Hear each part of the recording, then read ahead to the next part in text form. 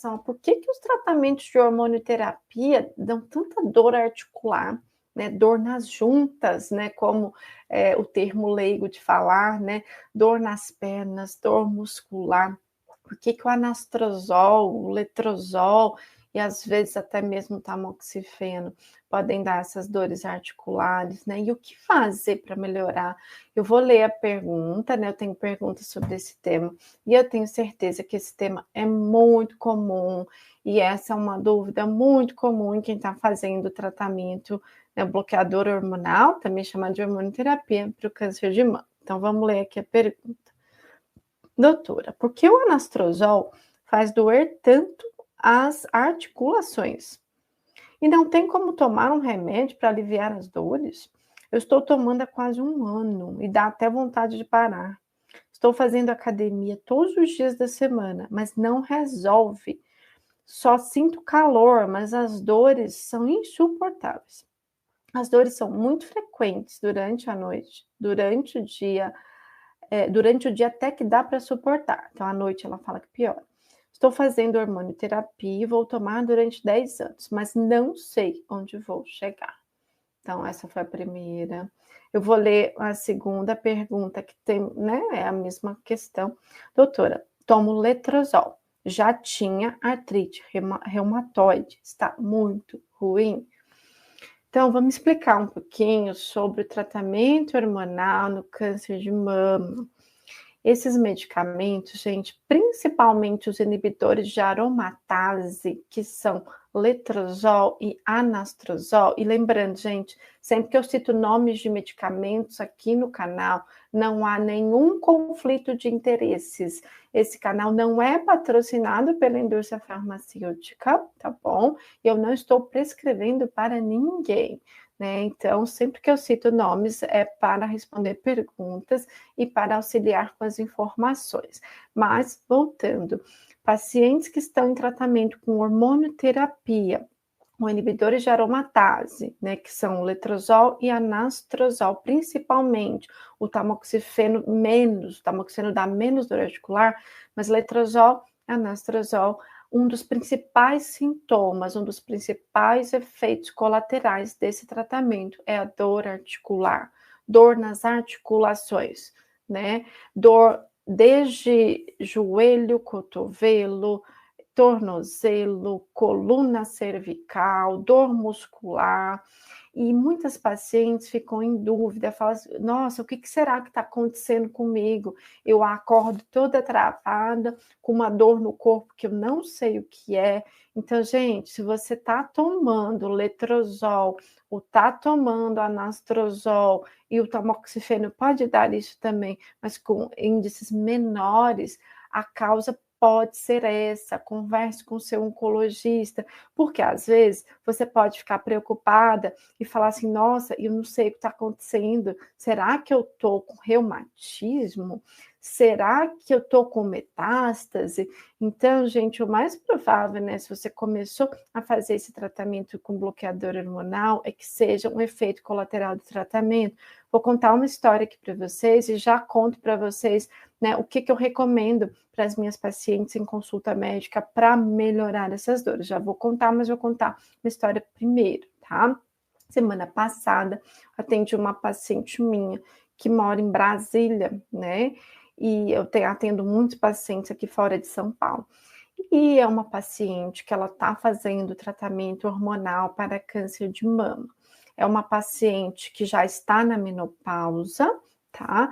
É o segundo câncer de mama que ela tem. Ela já tinha tido câncer de mama 10 anos atrás e ela teve uma recidiva tardia do câncer de mama na mesma mama. Ela tinha tirado um quadrante dessa mama 10 anos atrás e aí o câncer voltou na mesma mama. Aí ela fez uma mastectomia, o câncer era hormonal, o mesmo subtipo anterior. Anteriormente, ela tinha utilizado o tamoxifeno e neste tratamento agora, a médica, né, que ela começou a tratar na cidade de origem dela, tinha voltado com tamoxifeno. Aí ela veio procurar uma segunda opinião ela não estava bem com o tamoxifeno, ela estava com labilidade emocional, ela estava nervosa, ela estava triste, depressiva, tinha um pouco de dor articular. Então, eu optei por modificar o tratamento dela, né? Então, modifiquei para o letrozol, porque o letrozol dá menos efeito sobre questões emocionais, né? Então, ela ficou muito mais tranquila do ponto de vista emocional, né? E o letrozol, né, como ela já tinha utilizado o tamoxifeno antes, ela já era uma paciente que já está na menopausa, eu posso tranquilamente usar o letrozol e mudar o medicamento, né? Dar um outro medicamento, um medicamento também que traz menos riscos cardiovasculares, que são riscos, né, da pessoa ter um AVC, de ter um infarto, de ter um espessamento do útero, né, que é um aumento do endométrio, de ter trombose. Então, avaliando tudo isso, eu achei que para ela o melhor seria o letrozol. Só que ela tem um pouco de dor articular, sim. E ela passou na consulta comigo a semana passada e ela disse, doutora, eu não sei o que são essas dores nas pernas. Eu falei, olha, você sabe, pode ser que você esqueceu, né? Mas eu falo toda consulta. Essas dores nas pernas estão relacionadas ao letrozol, tá? Então, gente, o que fazer para melhorar?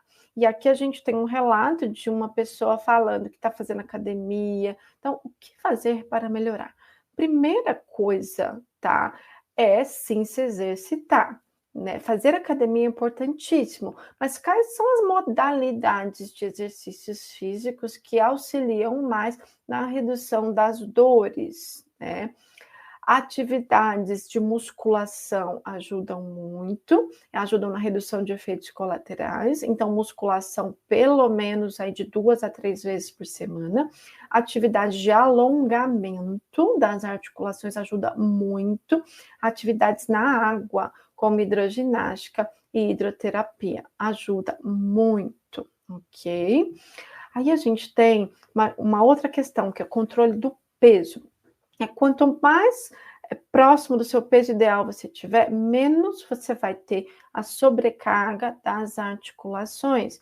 Então, maior o controle de dor.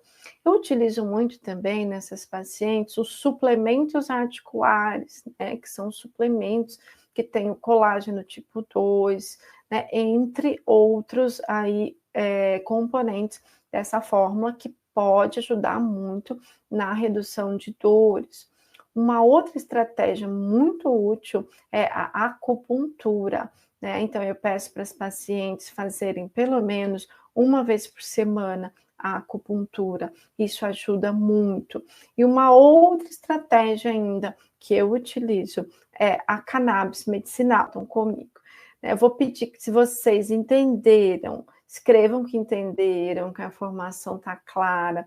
Vou pedir que vocês deixem likes, vou pedir que vocês compartilhem a informação, porque é extremamente importante que essas informações cheguem a quem precisa. Informações salvam vidas. Vocês estão vendo aqui pessoas pensando em desistir do tratamento. Então, eu preciso de vocês para que essa informação chegue nas pessoas que estão pensando em desistir do tratamento. Então, se você pode, né, passar nos grupos de WhatsApp que você participa, encaminhar para as pessoas, você pode salvar vidas. Indiretamente, você pode ajudar a salvar vidas. Então, conto com vocês para disseminarem essas informações, tá bom? Estou vendo aqui que a gente tem 50 pessoas ao vivo, mas a gente só tem 39 likes. Então, gente, por favor, vamos dar um like aí, ajudem o canal, né? É desta forma que vocês podem ajudar, fazer a parte de vocês, tá? Aqui, seguindo nessa questão de mama, vamos mais numa pergunta aqui. Boa noite, doutora Vivian.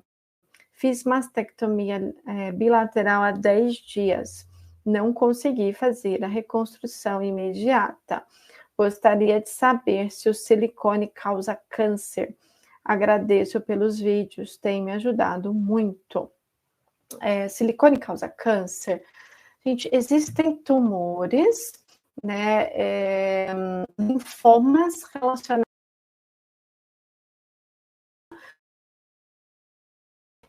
Isso é frequente? A resposta é não. A reconstrução da mama com prótese de silicone é recomendada? Sim, é recomendada, porque esse linfoma mamário, que é um tumor raríssimo, que pode, né, estar relacionado à prótese de silicone, é raríssimo, né, ocorre em menos de 1% das pacientes e é um diagnóstico de exclusão, tá? Então, hoje, a reconstrução mamária com prótese de silicone é segura e recomendada, tá? Seguindo aqui, doutora, quais seriam os exames de imagem para o acompanhamento de um câncer de mama? Ultrassom, raio-x e mamografia são suficientes para detectar metástases? Quais são outros disponíveis ou indispensáveis? Ela coloca. Então, respondendo, ultrassom, mamografia e raio-x é suficiente para detectar metástases? A resposta é não, não é suficiente, tá? Quais são os outros exames indispensáveis? Então, gente, exames indispensáveis para um acompanhamento de uma paciente que acabou de terminar o tratamento do câncer de mama, tomografias, tórax, abdômen, pelve com contraste, é indispensável, indispensável. Porque às vezes o paciente terminou o tratamento, está assintomática, não está sentindo nada, mas pode ter alguma coisa lá. Pode ter um nódulo em algum local, pode ter alguma complicação da quimioterapia que não foi vista. Então, tomografia de tórax, abdômen e pelve é indispensável, tá? E aí tem alguns outros, né? Em alguns casos, a tomografia não é suficiente, eu tenho que pedir um PET scan quando eu tenho alterações na tomografia, e aqui vou dar exemplos para vocês sobre essa questão dessa necessidade. Em outros casos, eu preciso pedir cintilografia óssea, quando a paciente refere alguma dor diferente, ou quando eu tenho um aumento da fosfatase alcalina, que é um exame de sangue. Mas vou dar um exemplo aqui do porquê é tão importante fazer o acompanhamento correto do câncer de mama com exames de imagem, não esperar dar sintomas, gente. Então, vou dar um exemplo aqui, né? Uma paciente que eu atendi há alguns dias, já uma paciente minha de longa data, uma paciente super jovem, 35 anos, teve câncer de mama, ele é um câncer híbrido, né, HER2 positivo, receptor hormonal positivo. Ela tratou o câncer em 2019, se não me engano, teve uma resposta maravilhosa, só que infelizmente agora ela estava fazendo acompanhamento certinho, assintomática, não estava sentindo nada, e exatamente nesse exame de acompanhamento que eu pedi na tomografia, apareceram nódulos pulmonares, e infelizmente o PET mostrou que há alta probabilidade de se tratar de metástase no pulmão. Eu pedi uma biópsia do pulmão para a gente confirmar se realmente é uma metástase, e se for uma metástase, para saber o subtipo, né? Mas pensa, se a gente não tivesse feito esse exame de imagem, essa tomografia de acompanhamento, ia descobrir então que a paciente está com câncer só depois que ela começa a ter sintomas, né? E aí foi até uma dúvida que a paciente falou para mim, doutora, mas tem algo de muito estranho, porque eu não sinto nada. Como é que então eu tenho uma metástase se eu não sinto nada? Gente, não tem que esperar sentir, não. O exame de acompanhamento para o câncer de mama, depois que termina o tratamento, é exatamente isso. Porque se a gente faz um diagnóstico de uma metástase, paciente assintomático, não está sentindo nada, a gente tem mais tempo, a gente tem como socorrer, a gente tem como ajudar, do que deixar o câncer ficar avançado e a pessoa ter sintomas. Então, é muito mais inteligente eu agir de forma preventiva, né? Eu fazer o exame sem o paciente ter sintomas, do que eu ficar esperando a pessoa ter sintomas, né? Dessa forma que eu ajo, essa é a minha conduta, essa é a minha forma de tratar os meus pacientes. Vou pedir, né, que se vocês que entenderam, deem um like, contem para mim que estão entendendo as informações. É de suma importância que eu saiba que vocês estão entendendo, né? Vocês estão aqui no mundo da oncologia. o mundo da oncologia pode parecer complicado, né? Mas aqui o meu objetivo é fazer com que vocês entendam esse mundo da oncologia, que vocês possam ficar mais tranquilos com as informações que vocês têm aqui, porque a gente sabe que o conhecimento, ele vai esclarecer, vai abrir portas, o conhecimento traz tranquilidade, serenidade, e o conhecimento também precisa trazer ação, para que você busque o melhor tratamento. Então, vou pedir que vocês, então, que ainda não se inscreveram no canal, se inscrevam, deixem likes, compartilhem esse conteúdo, tá bom?